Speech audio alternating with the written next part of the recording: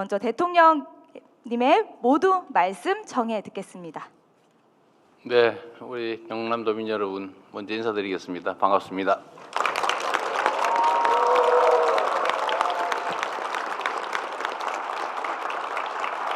그리고 여기 우리 경남지사께서도 오셨는데, 거기 왜 뒷줄에 가 계세요, 근데? 그랬어요? 잠깐 인사 한번 하시죠. 네, 우리 지사님 박수 한번 부탁드립니다.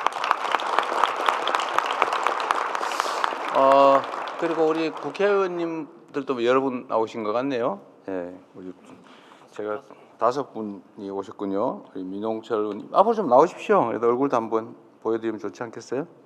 민홍철 의원님, 김정우 의원님도 계시고, 김종양 의원님, 네, 허성무 의원님하고 정혜경 의원님. 앞에 와서 좀, 그래도 이게 정치하시는 분들은 뭐 하고 있나 이렇게 보여드려야 되기 때문에, 네, 뭐 같이.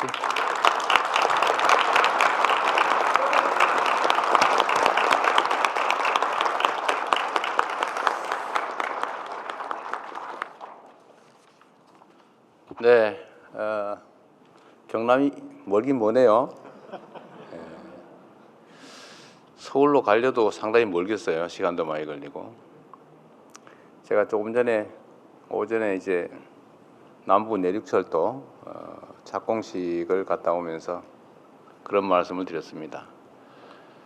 이 대한민국의 국토 균형 발전은 이제 생존 전략이다. 그러니까 지금까지는 이제 그런 게 있었죠. 지방이 좀 형편이 어려우니까 좀 지원도 해주고 좀 도와주고 더 배려해야 된다. 이렇게 생각을 했는데 이제는 그렇게 생각하면 안 되는 시대가 됐습니다. 대한민국이 보시면 알지만 요새 그 서울 수도권은 지금 집값 때문에 시끄럽죠. 제가 요새 그 때문에 좀 힘들어요. 저항 강도가 만만치 않습니다. 그래도 이게 뭐 아파트 한 평에 3억씩 한다는 게 이게 말이 됩니까, 그게? 평당 3억, 평당 3억. 여기는 아파트 한 채에 3억. 그 정도. 누가 그런 얘기 하더라고요. 홍준표 의원께서 그러셨나? 한 아파트, 서울 아파트 한 채 값이면은 어느 지역에는 아파트 한 동을 산다고? 실적이 맞아요.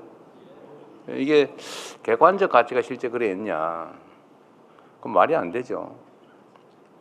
그 똑같은 돈을 예를 들면 뭐 아파트 한 채 뭐 100억, 뭐 80억, 그게 도대체 나는 이해가 안 되는데, 물론 개인들이 특별한 이유 때문에 나는 뭐 200억이라도 좋아, 뭐 그런 사람들 그 돈 내고 사는 건 뭐라고 그러지는 않습니다. 그럴 수 있죠. 그러나 평균적으로 그런 가격을 향해서 다 올라가면 과거의 일본처럼 잃어버린 20년 그런 일들을 우리가 겪지 않을 수가 없습니다. 언젠가는 막바지가 있지 않겠어요? 영원히 하늘 끝까지 올라갈 수는 없죠. 언젠가는 정상을 벗어난 것은 반드시 또 제자리를 돌아오는 게 세상의 이치죠. 근데 그때 엄청난 고통이 있습니다. 그래 되면 안 되고, 또 그 과정에서도 많은 문제들이 발생하죠. 왜 이렇게 됐냐?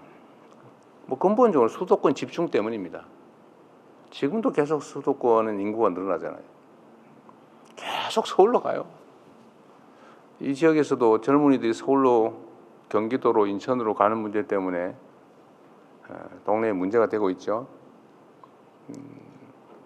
잘 아시겠지만 그게 뭐 누군들 가고 싶어서 가겠습니까? 여기 좋은 일자리 있고 가정 꾸려서 행복하게 살 수 있으면 뭐하러 가겠어요?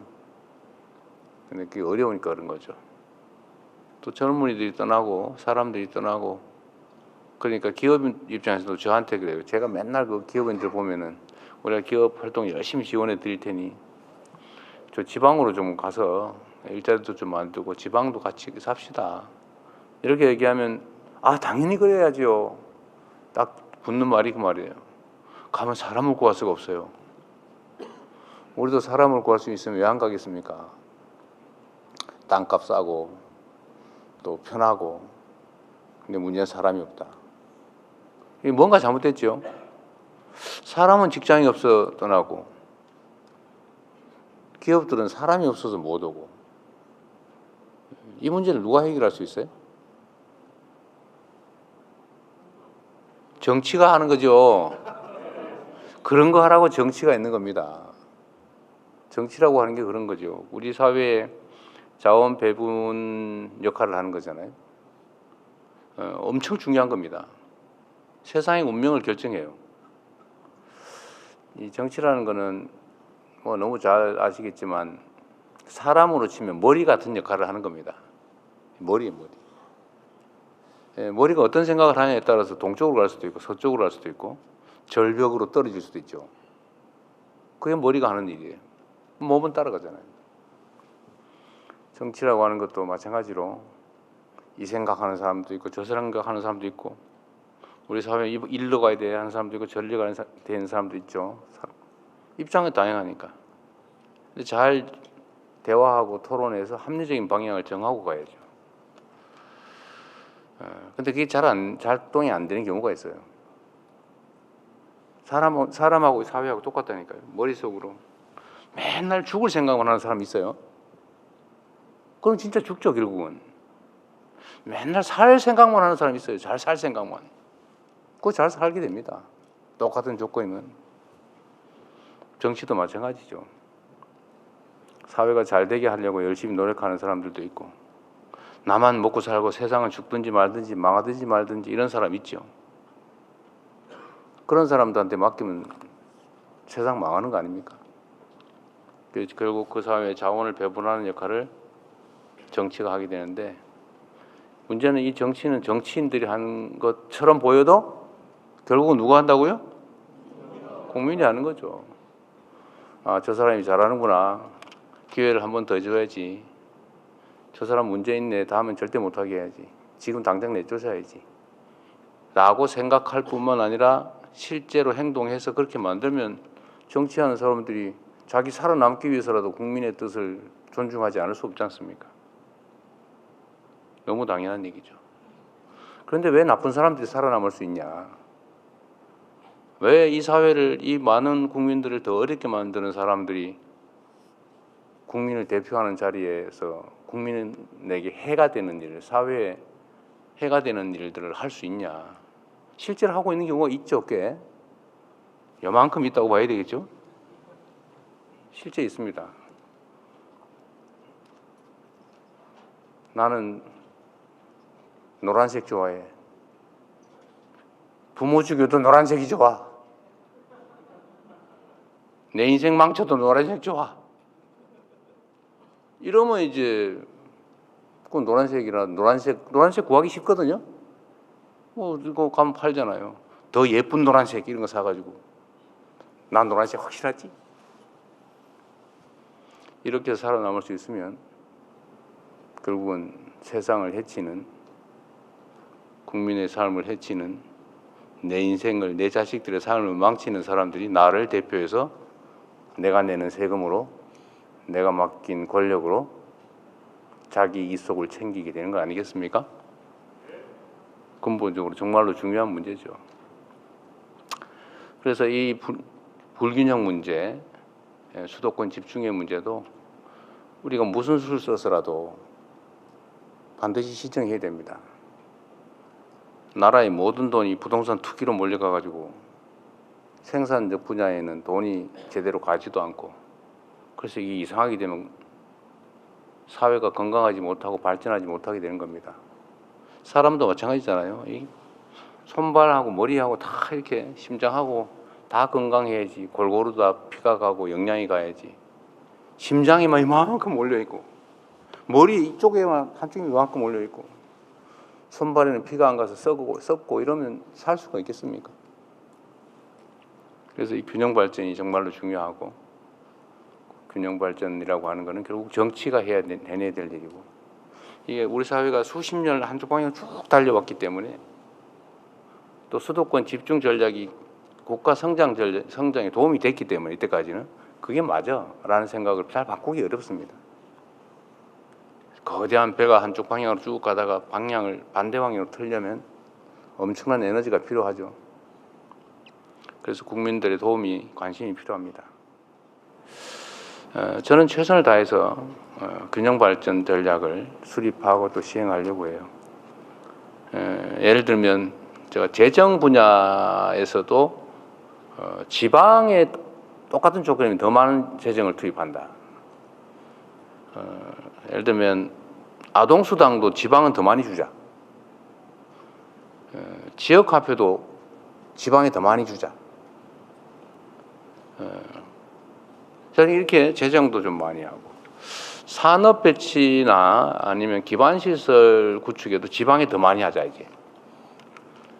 그거 쉽지가 않습니다. 그런데 당장 국회에서 제동이 걸렸어요. 저는 뭐 황당하던데 지방에 더 많이 아동수당 지급하자가 태클이 걸렸어요. 불공평하다. 이렇게 판이 기울어져 있으면 공평하게 하는 게 어떻게 하는 거예요? 불공평하고 불평등한 데는 상응하는 대책을 세워줘야지. 거기다 형식적으로 똑같이 하면 그 불평등을 그대로 조장하게 되죠. 쉽지가 않다는 겁니다. 그리고 정치 권력도 서울 수도권에 몰려 있죠. 하다못해 국회의원 숫자도 그쪽이 훨씬 많습니다. 지금 오늘 제가 착공식을 한 남부 내륙 철도 그게 60년 동안 한다고 말만 하고 안 하고 있던 거라 그래요. 그래서 제가 우리 김경수 위원장한테 그거 얼마 됩니까? 그랬더니 7조 원 든다고. 보니까 7조 1천억 든다고 그러더라고요. 그 7조 원이 돈이 없어가지고 60년 동안 한다고 말해놓고 안 하고 있었대. 60년 동안. 진짜 돈이 없었을까? 수도권에서는 저도 그 수도권에 살고 남부의 시장도 도지사도 하고 그랬지만 GTX라고 아시죠? 많이 들어봤죠? 심도 그 철도, 고속철도. 그거 한 개 노선 까는데 보통 7조 원, 10조 원 듭니다. 근데 그걸 막 거기는 막 이렇게 깔고 저렇게 깔고 막 깔고 있잖아요. 물론 인구가 많으니까 그렇게 한다고 말은 하죠. 인구 많으니까 그렇게 기반시설 막 수십 종씩 계속 하고. 그러니까 사람이 더 편하게 더 몰리고. 그러니까 또 더 하고. 그러니까 집이 평당 3억 막 앞으로 5억 할지도 몰라 이러면서 돈 빌려서 아파트 사고. 그게 우리의 현재 실상입니다. 근데 지금처럼 하면 이제는 앞으로는 살아남기가 어렵습니다. 이제는 경제 성장 발전이 지금 1%, 뭐 마이너스 0% 이러고 있는데 이 지속적인 성장 발전을 해내기 위해서는 국가 간 경쟁이 불가피한데 앞으로는 기업 간 경쟁이 아니라 이게 완전히 정부 차원의 국가 경쟁이 되고 있어요. 국가 대항전으로. 그러려면은 그 국가 대항전에서 이겨내려면 많은 것들을 바꿔야 됩니다. 정치를 바꾸는 것은 우리 국민들께서 하실 것이고 이제 권한을 가진 범위 내에서는 죽을 힘을 다해서 우리가 옳다고 생각하는 방향을 향해서 가야죠. 국토균형 발전도 그러하고 부동산 불로소득 공화국에서 벗어나는 것도 그렇고 불공정이 판치는 세상에서 공정한 세상을 향해 가는 것도 그러하고 어쨌든 많은 사람들이 절망하고 있는 상황에서 우리가 모두 새롭게 희망을 가진 세상으로 만들어 가야 되는데 그러나 여러분 자신 있죠? 네. 대한민국 국민님이 자랑스럽다라고 생각하는 비율이 최근에 확 올라갔다 그러대요. 어제 MBS인가 어디 조사 결과에 의하면 우리 국민들께서 대한민국 국민님이 자랑스럽다라고 생각하는 비율이 80%가 됐다고. 옛날에는 뭐 70% 이런 정도였는데 80%로 올랐대요. 이제 자신감도 조금씩 생기나 봐요. 우리 경남도 힘을 내서 우리 오늘 이런저런 우리가 정부가 하고 있는 얘기들도 듣게 되겠지만 어쨌든 산업화의 핵심 축이었는데 새롭게 산업 인공지능 전환 MAX 그러니까 중심으로 우리 새롭게 출발하면 좋겠습니다. 그리고 또 한 가지 중요한 게 있는데요. 이게 이제 국가 간 총력 경쟁이 되다 보니까 그 국가적 역량이라고 하는 게 여러 가지 측면에서 이렇게 부딪히게 됩니다. 그 중에 저는 예를 들면 뭐 기술력, 교육 역량 아니면 인적인 뭐 기술 능력, 뭐 교육 수준 뭐 이런 등등도 매우 중요한데, 예를 들면 자본의 총량이라든지 다 중요한데 저는 더 중요한 게 있다고 생각해요. 이제는 그 사회의 민주적 역량이라고 하는 게 저는 국가 간 경쟁의 핵심이 됐다고 생각합니다. 대한민국이 왜 이렇게 역동적이고, 대한민국이 뭘 하더라도 그냥 엄청나게 속도도 빠르고, 그런 게 대체 어디에서 온 걸까? 그 저력은 어디에 있을까? 저도 많은 생각을 해보는데, 대한민국 국민들의 민주적 자질, 역량 때문인 것 같아요. 우리는 불공정한 거 잘 못 견뎌내거든요. 그리고 뭐든지 열심히 하잖아요. 제가 연구개발이나 기술개발 보면, 야, 우리나라 기술자들, 우리나라